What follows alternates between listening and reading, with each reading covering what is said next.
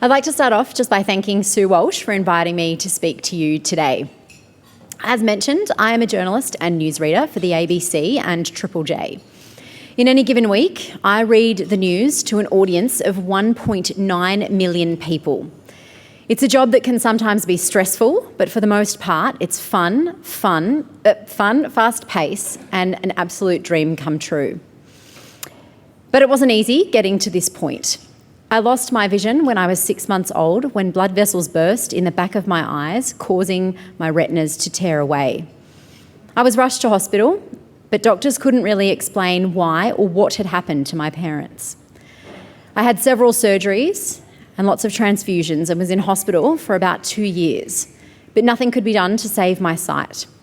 I've been left with the ability to see some shadows and a little bit of light perception, but nothing else. 4 years later, my brother came along and he too was diagnosed with the same condition. Except luckily for him, laser surgery had been developed and doctors were able to salvage a lot of his sight. I started school at the age of 5 like any other student, except I went to a school in Wahroonga for special needs students. I was enjoying myself, learning how to write Braille and taking part in daily living skills classes.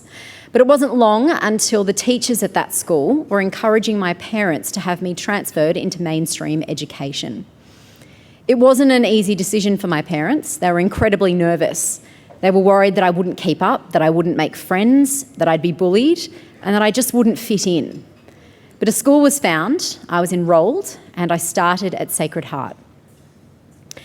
I instantly fitted in straight away. I was making new friends and having a great time. I was also given an itinerant support teacher. It was her role to ensure that everything taught to my peers was also taught to me, but in a way that was accessible. Except she made the first few years of my life incredibly difficult. I was always a fast, creative, imaginative Braille writer, but when it came to reading, I simply struggled. I used to go home at night and my parents would force me to practice reading. We would always end up with me in tears or all of us having an argument. They were worried that something else may be wrong. They wanted to know why I couldn't read Braille. And their concerns were always met with comments from this teacher, such as, she's lazy, you need to force her to practice, or stop making excuses for her. After 2 years, I was taken to a neurologist where I was diagnosed with a condition called Charcot-Marie-Tooth neuropathy, or CMT. It's a condition that affects a person's muscle toning, balance, and sensitivity in their hands, arms, legs, and feet. To put it simply, I didn't have enough sensitivity in my fingertips to feel the Braille dots on a page. It was an incredibly tough diagnosis. At that point, I was 10. And the only way that I knew that people without vision could learn was through Braille. But I had a new teacher's aide brought to the school and she made the world of difference. She introduced me to screen reading software called JAWS. JAWS is a little robotic Americanized voice which scans everything on the computer screen and reads it out aloud. That's how I learnt to send and receive emails, surf the internet, and write in Word documents. She also introduced me to the use of audiobooks. And suddenly that child who hated reading and who used to cry herself to sleep every night for feeling like a failure wanted to do nothing more than sit with a book. I owe a lot to this teacher's aide and to the teachers who supported that transition. This enabled me to go from a student who struggled and who hated being at school to someone who thoroughly enjoyed it and, still to this day, loves learning. I then started Year 7 at St Agnes. It was a great time where I was making new friends and learning lots of different things with lots of different subjects that I'd never discovered before. Something that really helped throughout high school was meetings that I had with the principal of the school, the teachers from each, what do you call them, learning coordinators, and my parents and myself. We would have meetings twice a term. The one at the beginning of the term was where we would establish the outcomes for the course. and the different goals that we were going to achieve. We would discuss any issues that people had with me taking part in various classes. People would voice their concerns, and we would work out different strategies to try and overcome those fears and concerns about having me in the class. At first, there were several teachers who worried about having me in their classes. For example, the sewing teacher, the food technology teacher, and the woodwork teacher. They're all obviously subjects that people would assume require vision. And of course, sitting in front of a sewing machine for me would have been dangerous on my own. But after a bit of negotiating, we decided that I would be partnered up and I would learn the basics of sewing, so the theory of it, and when it came to doing the practical side, my partner and I would create something together rather than on my own. In food technology, the teacher would place her hands on top of mine and show me the various techniques. For example, how to chop food safely. And when it came to things like art, there was one subject, portraits. While everyone else was learning the technique of drawing, I was given materials such as glue, crepe paper, shells, paint, anything you can think of in an art cupboard. And I was told to think of my favourite landscape, to imagine it and create that on canvas. So while it wasn't a portrait that I did with a pen, it was something that I could do to still have a meaningful experience in art. And I thank those teachers for being open-minded, for asking questions, and for allowing me to give things a go. It set the tone for the person I am today. I'm fiercely independent, and I persevere with any challenge that arises. And I'm a huge self-advocate. I can sense a lot of my teachers laughing and staring at me going, I started to think about what I wanted to do after school at the age of 15. I grew up on a really healthy dose of ABC programming, Four Corners, Foreign Correspondent, the 7 p.m. news. And I loved that the newsreaders got to tell everyone about the world around them. Education was such an important thing for me because it helped me become who I am, as it does with any other person. And because it took such a long time to work out how I would be educated, it's become so important to me. And I loved the thought of being able to teach others in some way. So, St Agnes allowed me to spend 2 hours a week for 9 months volunteering at my local community radio station. My best friend and I would host our own program, and that's where I fell in love with radio. I fell in love with standing behind the microphone. I fell in love with music and with the ability to create a program out of nothing. I loved that we could come up with topics to discuss on air and people would ring in and have meaningful debate. It was then that I decided that I wanted to do something in media, communications or radio. I started to look at all the different degrees that I could possibly do which were associated with this field, and I was horrified to find that many of them had entry scores of over 95. I wasn't a naturally gifted sort of academic child, and so I needed a lot of support. And when I started Year 11 at Loyola, I got that support from the teachers. I didn't have the first clue about how to write an essay. I didn't know how to manage my time, how to do a study plan, but the teachers were really supportive. They went through my work line by line. There was also a homework club that was held every Saturday, and students who needed extra help on the weekends would go in and talk to teachers about the homework or essays or exams that were coming up in the year. Through this, I was able to go from a child who wasn't really academic at all to becoming Dux of Loyola in 2006 with a university entry score of 95.75. A year later, I started the journalism degree that I had chosen at the University of Technology, Sydney. It was the beginning of an immensely exciting but challenging time. I had to learn how to use a cane. I had one from a very early age, but I just never used it.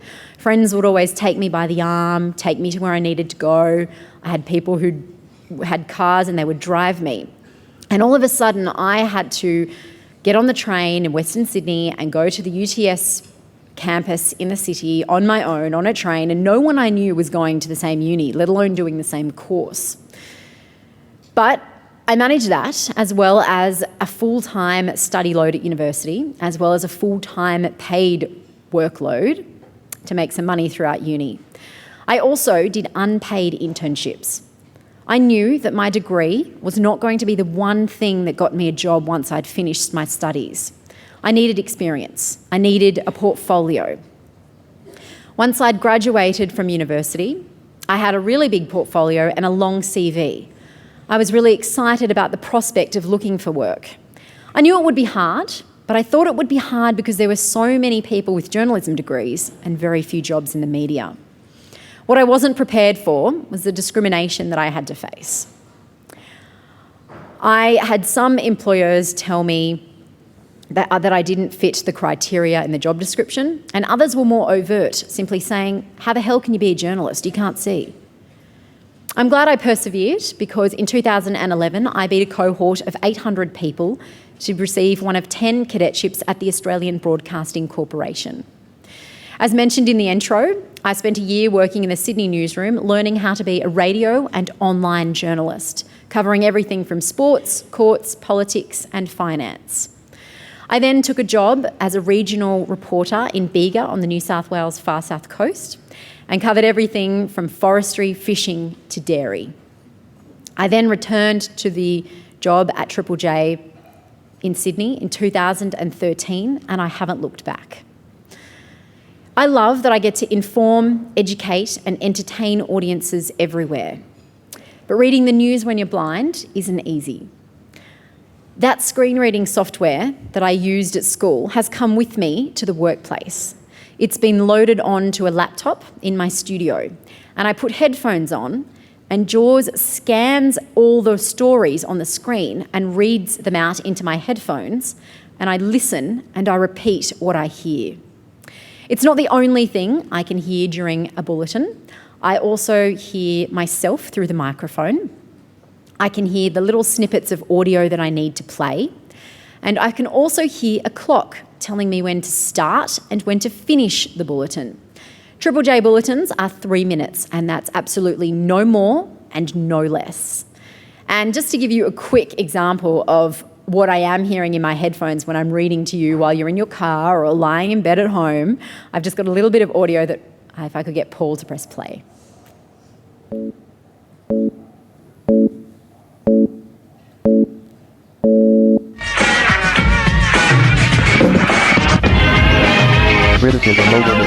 Criticism over negotiating tactics and US police to wear body cameras. Naz Campanella with Triple J News. The Palmer United Party Senate Leader Glenn Lazarus has taken issue with the government's negotiating tactics for its higher education overhaul. Senator Lazarus says he's been inundated with text messages from the Education Minister Christopher Pyne, even though he's never passed on his mobile number. The Palmer United Party insists it will vote against the government's deregulation plan for universities. Without the party's support, the government's plan can't pass the Senate.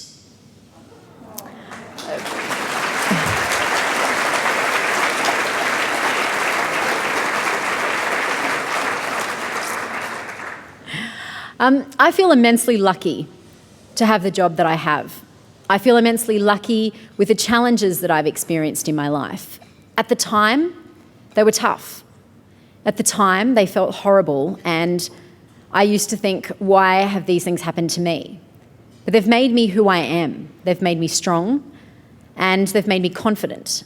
And they've ensured that over time, as I've matured and as I've learnt different things from different teachers, I've been able to advocate for myself and other students with disabilities. Now, apart from working at the ABC and being the first totally blind journalist who reads live news plus operates the desk on my own in the world, I also work as a mentor for young people with disabilities or mental illness. I help them choose different projects that they want to do, goals that they want to achieve, and I manage them through these processes. I support them, encourage them, and ensure that every single goal that they set out to achieve is achieved. I also enjoy travelling, both domestically and internationally. I've travelled on my own, with friends, with family, and with my partner. I now work as an advisor to the travel industry, talking about all aspects of accessible travel, and I've had freelance pieces published in Lonely Planet guidebooks and various newspapers in Melbourne and Sydney.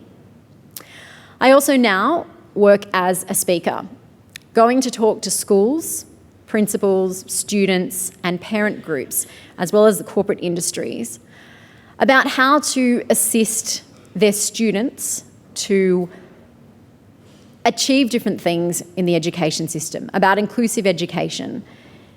I never set out to be a role model. I simply wanted to do my best and to get through my education, my work, all those sorts of things to the best of my ability. But I am overjoyed that I get to go and meet all these different people and that I get to help them in some small way, in a way to say thank you to all the support that I received as a student. I think what helped the most was that I had, while there were certain teachers that didn't want me in their classes or that weren't open-minded about how to teach someone with a vision impairment, for every one of those teachers, there were 3 who were very open-minded and very willing to take me on board. I was able to prove that if you put your mind to something and that if you ask questions and you talk to the student, both of you can achieve. I achieved academically, and I hope that the teachers, or at least I like to think, that they learnt something from me, that they learnt not only how to work with someone with a visual impairment, but also how to be a bit more resilient, to be creative in their teaching. This art teacher could have just said, sorry, we're doing portraits and you can't do them. Just sit there and find something else to do. But she didn't. She wanted me to have a meaningful experience in her class. And that means a lot to me as a student, and I hope it meant a lot to my principal as well about who she was as a teacher. I can't stress to you how important these meetings were each term. It was important to set goals and to discuss issues honestly and openly, and at the end of the term to have another meeting to ensure that you evaluated the strategies that were used and to evaluate how you could do things better in the future. I can't also stress enough how important it is to include the student in that process. My principals could have said, we'll just talk to her parents. They're the ones that can make the decisions for her. Instead, I was included in every step. And I was asked what I wanted and how I felt. And I think that's attributed a lot to my success. Well, my success is really about working hard and persevering and being strong and confident in asking for what you want. From the bottom of my heart, for all the teachers who are here today who have helped me along the way, a huge thank you to you. I leave you with one message. I know that we all know about the Anti-Discrimination Act. It's set out by the federal government. It's regulations that we all know about as teachers, as principals. But I hope that when people consider these standards in schools, they don't look at them in a sense of something they have to do. Instead, it should be something you want to do. Education is a basic human right, just like food, water, and shelter. It can contribute to so many different things in so many different ways. And I would urge all teachers in this room and their principals to think of it like that. It is a privilege that you get to shape the minds of young people and that you get to help people with special needs. Thank you.